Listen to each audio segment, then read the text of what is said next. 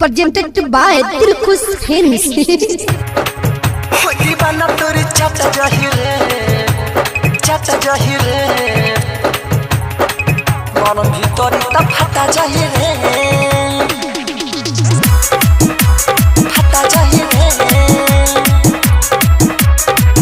मन भीतरी त फटा जहिरे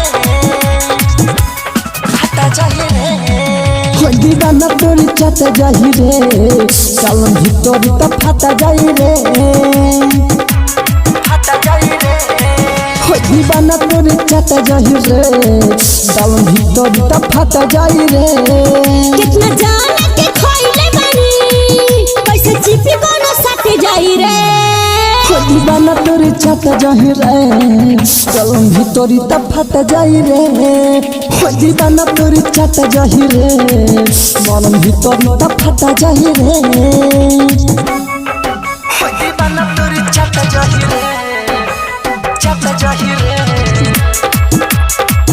मन भीतरी त फटा जहिरे अब बजत निधली ऊपर के हम मोली पूरा रात भर मची खलब होली तोहर सास जाई फूली जब जइबा में ढूली तोरा बस के ना बावे जलेबी सब पाजम में धली ऊपर के तनी मोली पूरा रात भर मची खलब होली तोहर सास जाई फूली जब जइबा में ढूली तोरा बस के ना बाटे जलेबी हम पूरा चुसवाइले बानी ऐसे कैसे कोई कट जाई रे। दीवाना तोरी चाचा जाई रे बुटेला मत फट जाई रे दीवाना तोरी चाचा जाई रे हल्लो भीतरी ले फट जाई रे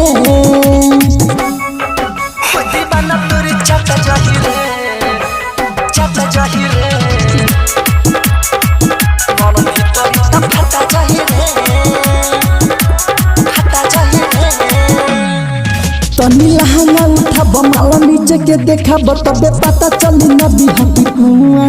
हमर बावे लाल किला बाबू हो जाइबे गिला रे केहू से कुछ नहीं हुआ तनी लहंगा उठाब माला नीचे के देखब तबे पता चली नदी हटी हमर बावे लाल किला बाबू हो जाइबे गिला और केहू से कुछ नहीं हुआ बाबू पानी तू छोड़ दे ऐसे कैसे सीधा हट जाई रे। दीवाना तोरी चाचा जाई रे देखी हम तोरे फटा जाई रे